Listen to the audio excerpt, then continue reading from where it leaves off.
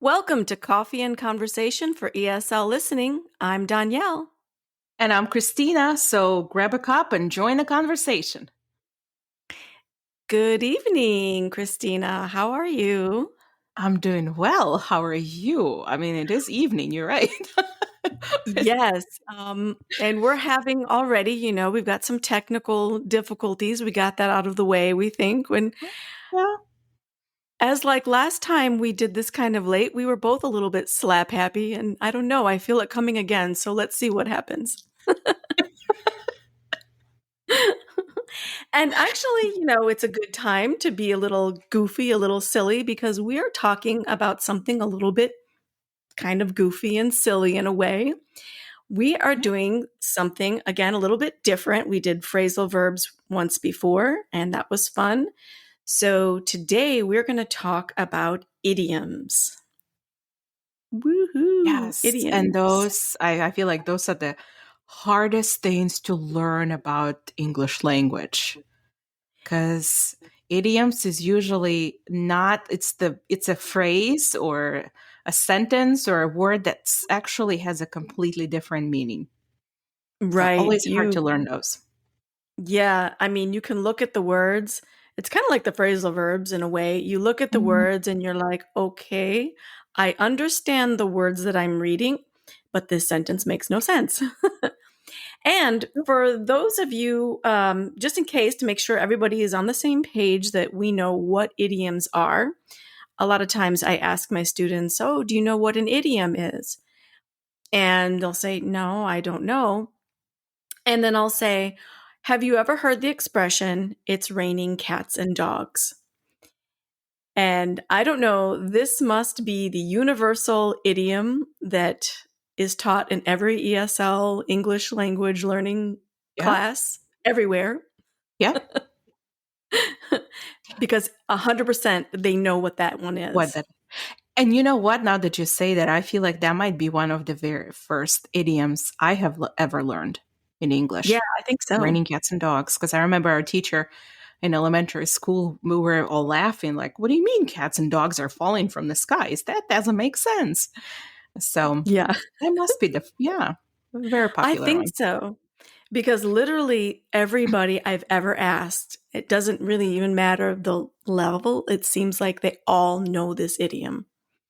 And but just in case you don't out there, when you say it's raining cats and dogs, it means that it is raining really hard. I mean, it's just coming down. Another way you could say that is it's pouring.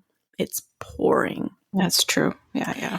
And the funny thing, I personally, I think is kind of weird about this idiom that everybody seems to learn it is that quite honestly, I don't know that I've ever used this idiom in my life in like, you know, for real, except for to give it as an example. That's true. I mean, we don't usually, even though it's a popular idiom, we don't usually use it. If you say somebody is like, "Oh, what Yeah. is the weather like out there?" You just say it's raining or it's raining heavily or there's a lot of rain out there. But you don't usually say it's raining cats and dogs. Yeah, Yeah. true. Occasionally I hear it, but it's just not a thing that I say personally. And I Mm-hmm. don't think I hear it that often. But anyway, it's a good example of what an Right. idiom is because, like you say, there's no cats and dogs literally falling from the sky. So that's what we're talking about today, those kinds of expressions.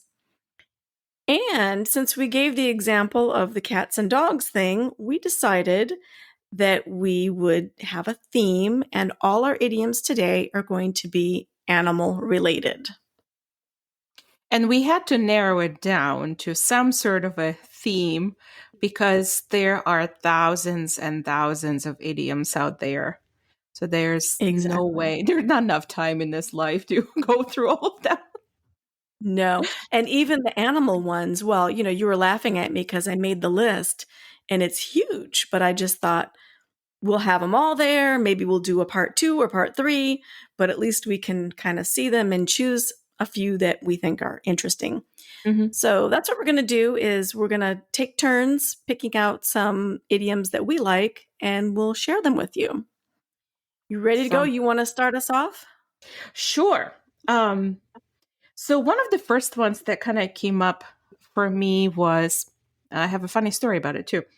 Oh, good. My dogs are barking. So when somebody says, "Oh my gosh, my dogs are barking," it actually doesn't mean that you have a dog or dogs that are barking. It means that your legs or your feet hurt. And Right. right. This one time, I was out with my friend and we were doing a lot of shopping and walking around. And she said, "Oh my gosh, my dogs are barking." And I kind of stopped and I thought, well, I know you have a dog, but how do you know that dog is barking right now? We're far away from your home. So I kind of looked at her. I was like, how do you know your dog is barking? And she looked at me. I was like, I don't know that my dog is barking, but my dogs are barking. So we Oh had my to have God. this little conversation to finally for me to realize that it's an idiom. And what she meant was that her feet were hurting because we were walking around so much. So you just Yeah. never know. That's true. Like as opposed to the cats and dogs raining thing, that one, that's not real. Like, what the heck? That doesn't even make any sense. But if someone says, my dogs are barking, you might really think, oh, what dogs? Huh? What? Yeah. That's an actual sentence that could make sense, but without context, it's weird, right? Right. Right. So do you have one maybe about dogs or Do I have one about dogs? yeah, I don't think I have one about dogs. that you liked? Yes, I do. Now that I think about it, you're right. And actually, I wanted to bring this one up because we talked about it before. We talked about this in our pets episode. Hmm. And you told a really funny story about your dad and the cat, and your dad got in trouble with your mom Yes. because he brought the cat home. And Yep. so I made the joke and I introduced the idiom there. I said he was in the doghouse. And that's a really funny expression. And I don't know, I've seen examples like when I looked this up, they use this example for lots of different situations, but I Hmm. feel like in real life, I only hear this used for men when they're in trouble with their wives for doing something dumb, right? Don't you think that? Yes. Yeah. And you say that there's other meanings or other situation people use it, but this would be the only one I learned. That Yeah, if a man or boyfriend or husband most of the right. time, like if they're in trouble with their wife or something, they say, "Oh, he's in the doghouse." Um, Yeah. but you're right. That's the only one I know. And, this kind of goes for why very often I say you can't really trust the internet, especially for things like, idioms and phrasal verbs. Sometimes you'll get these examples that are kind of weird. And Right. that's what I came across. I'm like, no, this doesn't make any sense. This really needs to be a guy's in trouble with his wife or his girlfriend or something because he did something dumb or he made a Right. mistake. Right. Or said something stupid. But notice it's never a woman that's in the doghouse. No, no. It's always him. I know. So yeah, you get things like Interesting. he forgot the anniversary, Oh, that's a big one. oof, A yeah. birthday. Your husband would be in the doghouse, wouldn't he, if he forgot your anniversary? Yeah. I mean, I No? have to give him a break You're though because we have you're so two generous. anniversaries since we have two Oh. wedding dates, like when we Oh, got that's married in right, yeah. Ukraine and in here. So I usually, if he remembers one or the other, he's okay. But if he forgot two, both of Yeah. them, yeah, he would definitely be in the doghouse. Yeah. Yeah. Yeah, that's Like, true. One or the other, I think that's good yeah. enough. Would your husband be in the doghouse if he forgot the anniversary or your birthday or Oh, my birthday, yeah, yeah. anniversary, but birthday, Oh, that's so funny. So, All right, yeah, so that's my doghouse. What else you have? okay, so I'm moving on to birds now. There is one Burp. that's also very popular and kind of widely used, cold turkey. Oh, And yeah. and this one is kind of very specific to this meaning. It doesn't mean, that the turkey is cold or you eat cold turkey. But somebody is say, if you do something cold turkey, you suddenly stop or quit. And usually it has to do with bad habits. So sometimes, like when people smoke, and then they stop smoking, they quit smoking suddenly, they say, I quit cold turkey. Because most of the time when people quit smoking, like they go through some sort of a, process, kind of, medication or something like that. Or they just Sometimes, reduce little by little. Yeah. yes, yeah. Or, sometimes like drugs, when people use drugs and then they Right. suddenly stop, they also say they quit cold turkey. So Right. that's kind of an interesting too, because I have no idea why cold turkey is the phrase that was chosen for this meeting. Yeah. It's kind of weird. Right, right. So I don't know what is it about stopping or quitting that goes with the turkey.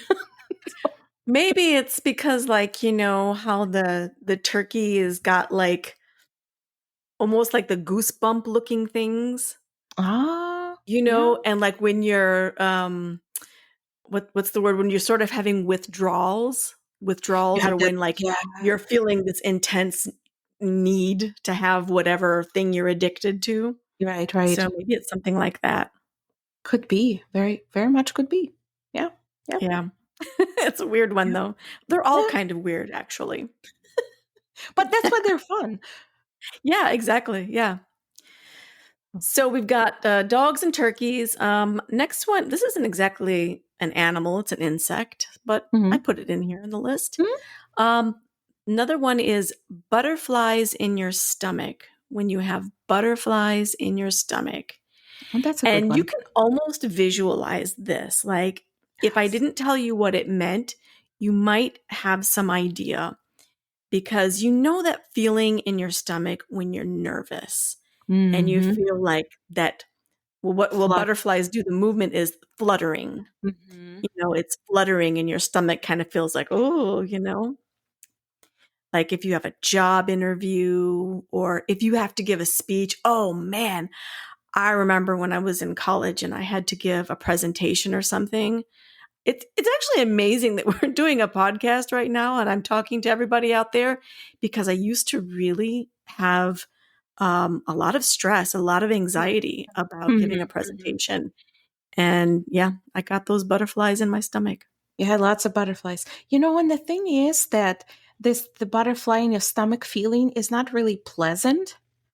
No, But it and sounds I'm nice. surprised why they chose, this phrase, because when you think of butterfly, it's something beautiful, it's something Yeah. cute and like the fluttery feeling. But when you use this phrase, butterflies in your stomach, it is not pleasant.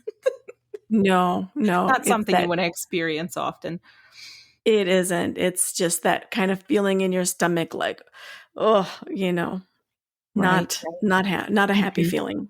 Mm-mm. No.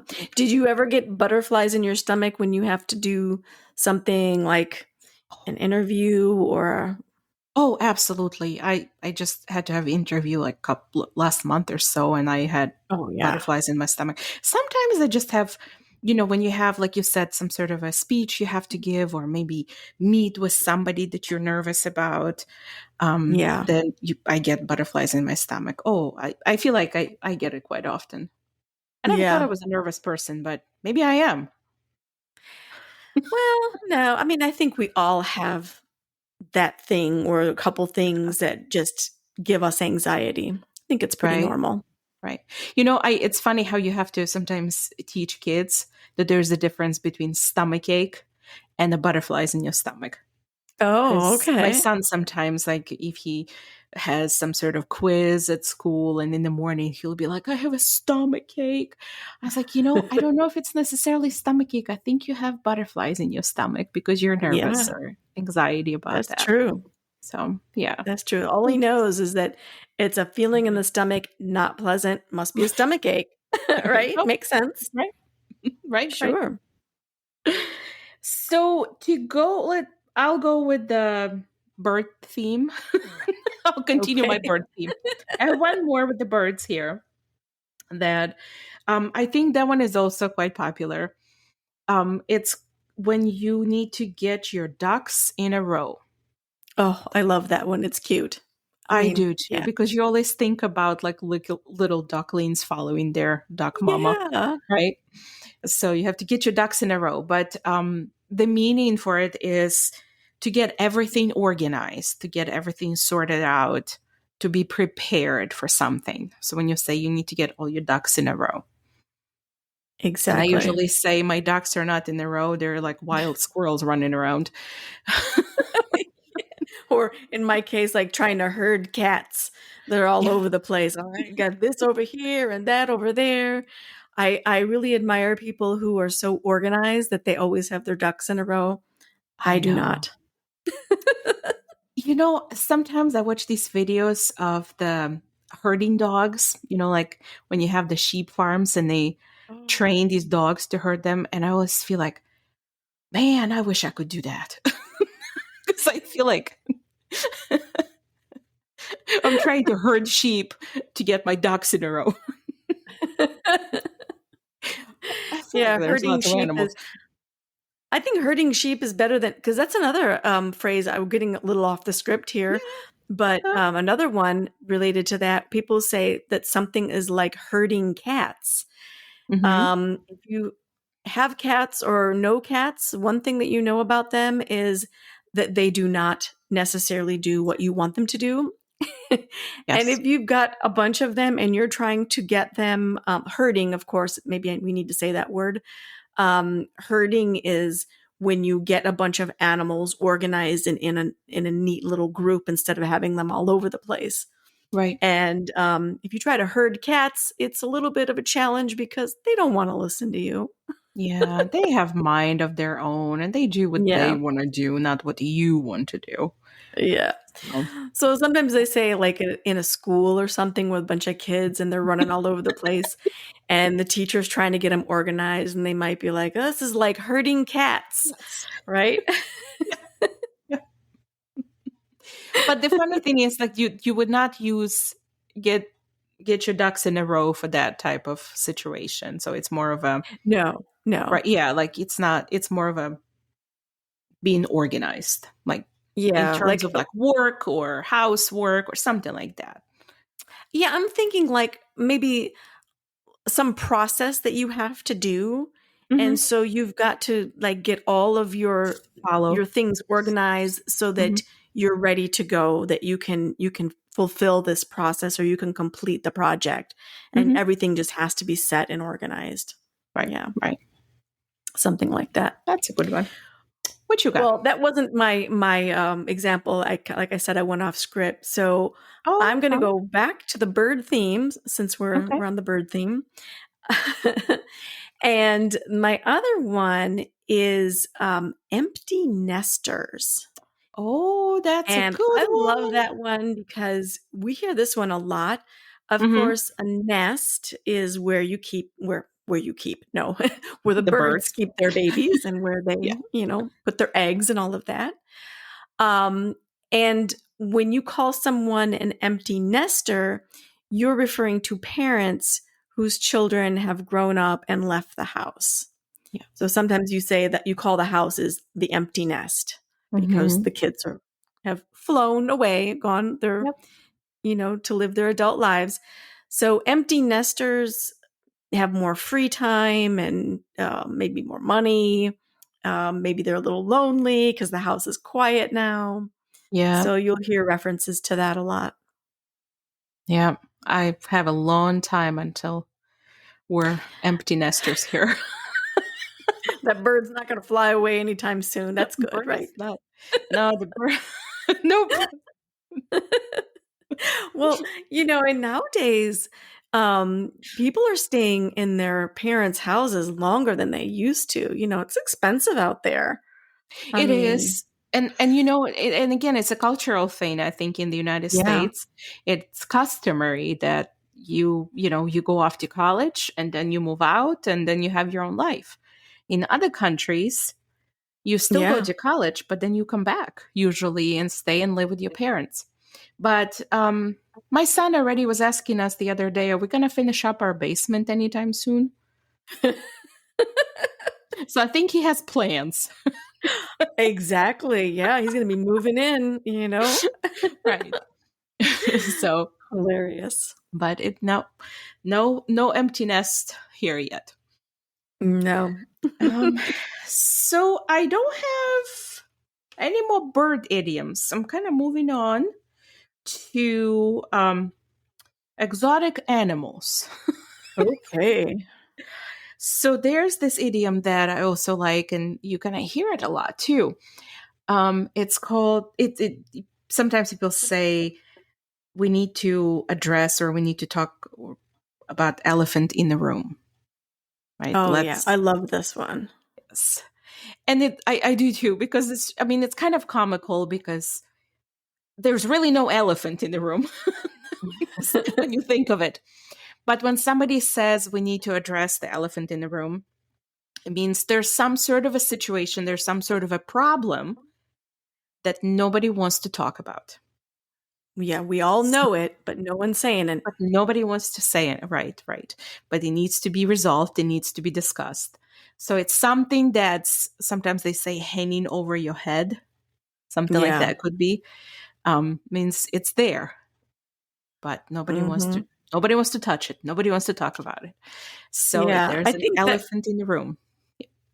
I think that comes up a lot in work situations. Mhm. You know, like when there's some kind of drama going on at work and then they're going to call a meeting and then they start talking about everything else except for the thing that you care about, the one thing that everybody's like, "All right, we're waiting to hear you, address the situation," right? And Right, then so finally they'll be like, "Okay, let's now talk about the elephant in the room," right? right. Or sometimes I think maybe like big family gatherings, if there's some sort of an Oh issue yeah. or there's an elephant in the room and everybody's ignoring it, nobody wants to talk about it. Yeah, So, exactly. but it's kind of funny because when you picture it, like you think, okay, you have this work meeting, there's this huge elephant sitting in the corner there. Yeah. But it's not. It's a funny visual. It is. It is. Yeah, I think we're gonna have, some, examples in our show notes. I'm gonna put a couple little, cartoon images of some of these idioms, and there's one for elephant in the room. It's kind of cute. It is So, funny. yeah, so this is my reminder a little bit earlier than usual to, Okay. check your show notes because we're gonna have lots more about these Right. there. So, okay, you did elephant in the room, and I'm gonna go back to the birds. I forgot I had one more bird on my list here. Um, chicken out. I Oh, love yeah, this. that's a good one. Yeah. Yeah. So, one thing we refer to somebody who is scared or nervous about doing something, we might call them a chicken, or we'll call ourselves a chicken. You're Mhm. like, I'm chicken. I don't want to go. I don't want to do that thing, right? So, chicken out is a phrasal verb related to that. And it's often when you either plan to do something or you say you're going to do it and you're like, yeah, I'm going to do this thing that I'm scared of. And at the last minute, nope, you chicken out and say, nope, I'm not going to do it. Chicken out. That's a good one. I've done things like that. Like I always said that I want to do parasailing, Yeah. the gliding thing The or in glider. like Yeah. when you go traveling to Mexico or something like that. Yeah. And when we were on our cruise last year, I was like, "Oh yeah, I want to go parasailing. Yeah, let's do it. Let's do it." And at the moment that we got there, my friend said, "Oh, so you want to go see if we can do the parasailing?" And I was like, "No, it's okay." I chickened out. And I'm out of here. No thanks. I got to do a thing. Yep. I need a bathroom break now. Yeah, exactly. That's my time. I'd love to, but just Just not can't right do. No, no, no. now. Oh my gosh. I think we all had moments where we chickened out. Oh yeah. It's just one of those things. Sometimes you feel braver than you are, and then when you get to it, you're like, what was I thinking? Nope. Yeah, So, exactly. happens. Okay. So I have a couple more things here too. When we talked about little cats and dogs and all that, this one is one of my favorite. When somebody says, "Well, you just let the cat out of a bag." Yes, that's a good Um, one. and it is a good one. And it's actually, when you think of it, the meaning for this idiom is kind of close to what the actual phrase is.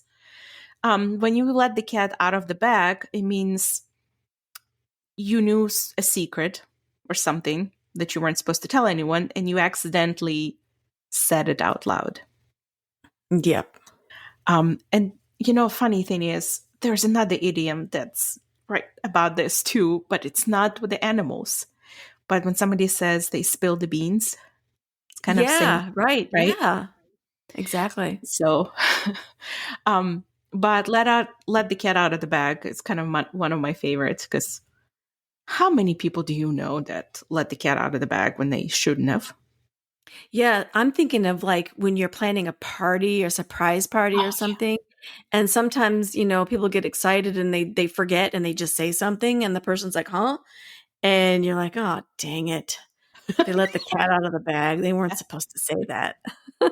Or sometimes I notice too, like if somebody like a friend tells another friend that maybe she's pregnant, but she says, "Oh, please don't tell anyone yet," and then Yeah, somehow you accidentally, I was like, "Well, she's due, whatever," and then you're like, right. "Oh, I didn't know you didn't know." So Yep, it's one of those things, but it's a cute. I exactly. think it's a cute idiom. I guess It is whenever they cute. put cats in idioms, they become cute. Yeah, a lot of these are cute with the animals. Mm-hmm. So, since we're talking about cute, oh yeah, back to cats. Since you were talking about Mm-hmm. cats, I don't even know if this is really considered an idiom, but it was on the list of idioms that I found, Mm-hmm. and it was an animal, so it was cute. So I thought I'd go with it. Plus, I think this is a really important thing. Mm-hmm. Um, Now, there's a couple of different versions of this. I say kitty corner, and kitty is the cute way of saying cat. And I want to just talk a little bit more about this for a second because this is something that I think people get confused about a lot. I know I'm going off topic here just a little bit, but a lot of people think who are learning English that cat is the adult cat and kitty means the Oh, baby cat. female. Oh, okay. Yeah, and actually, kitten, Kitten, is the baby cat, Yep. and kitty is just the cute word for any cat. So Is it it like could be a baby cat, it could be an adult cat, it could be a small cat, big cat, doesn't matter. It's an like affectionate in term we use. like endearment or something like that, right? Yeah, term of endearment, Yeah. exactly. So anyway, there's kitty corner, there's catty corner, and Ooh. there's catter corner. And yes, and apparently it's a regional thing. Okay. I believe, from what I understand, and I could be wrong, maybe UK uses the catter corner thing. Mm-hmm. And then different parts of the US will use either kitty corner or catty corner. Okay. And of course, I say kitty because I think it's cute. Now, what does it mean? So it means if you imagine that you're like looking, you're looking for something, um, a location on a street somewhere, for example. Maybe you're looking for a store and someone is trying to explain to you where it is, and it's maybe across the street from a place that you know, but not directly across the street. It's diagonally. Mm-hmm. So imagine that one place is on the southeast corner and you want to refer to some place that's on the northwest corner. So it's a The opposite. diagonal. And so Mm-hmm. you would say it's kitty corner from whatever that other place is. Right, right. That's a cute one too. Again, I feel like Yeah. anytime you put cat in a idiom. It's just cute. Yeah. You can't lose with that. Right, right. And it's a good idiom to actually learn and use because it's hard to describe that diagonal, Yeah, location from one street to the corner or whatever. So knowing this term actually is super useful it is. Yeah, in English. And just kind of getting around and listening to for sure. directions because yeah. Um so I'm moving on to larger animals, not as Well, big you as already had elephants. I was gonna say you had elephants, so it was getting bigger than that. Nope. But actually I'm moving on to horses, and there's quite a few idioms that come with horses. There And are. yeah, There's a and ton. horses one of my most like one of my favorite animals. So I Oh. always like anything that comes with horses. So one of the idioms I picked, again, very commonly used, and I feel like I use it quite a bit too. When somebody says, "Hold your horses." Oh, yeah. I could see you saying this with your son probably a lot. Oh yeah, and my husband too. Um, Mhm. but when you tell somebody hold your horses, means just wait a minute, wait a moment. Just hold on, Right. just wait. Don't get too So excited. right. So when people try to do something quickly or not, not maybe following the directions or steps, they're like, hold Yeah. your horse and hold on, Take it slow slow. Yeah. down. Yeah. So I feel like, yeah, I do use it quite a bit. Yeah. But And it's funny because as you say that, I just thought of this right now. I do something similar. Um, but instead of like when someone, because you say hold your horses, like when someone's trying to do something quickly and, they're just too excited and moving fast and you're like, slow it down, hold your horses. But sometimes, like, say, for example, if my husband is getting all upset and, getting in a bad mood about something or he's getting all riled up, I'll say to him, hold on there, tiger. yeah, that's a good one. Right? Because it's like, you're getting all wild and crazy, Yeah. settle down, hold on there, Yeah. tiger. Like calm down. Right. Right. Yeah. Yeah. Again, another animal idiom, That's why I thought, hey, it fits. Yes, it does. It does. Okay. So do you Well, have let's another just one? do a couple more here. All right. What do you have? What I'm gonna do here? There's so many. I'm gonna use this one just because I think this is really useful. Hmm. Um, and this one's not so cute. When you say something seems fishy, Mm. and we say that all the time, Hmm. fishy, and imagine like fish kind of has maybe a bad smell. So when something seems fishy, it's like, a little suspicious. I don't think I can trust that. Something is So, not right. like, sometimes nowadays you get a lot of strange emails Hmm. that try to say there's something, but you're like, that looks fishy. Yeah, you can say looks fishy, it seems fishy. Or Yeah, so you something have when to it watch seems out to for be those. right, right. Or sometimes when it's something seems to be too good to be true. Right. Right? You're like, oh, it's fishy. I don't trust it. I don't think Yeah. it's legitimate. So yeah, that's Or like sometimes people, like maybe kids especially, maybe they'll say something to you and maybe they're like being extra nice or acting in a strange way and you're like, something's something. fishy. You're up to something. What do you want? That's right.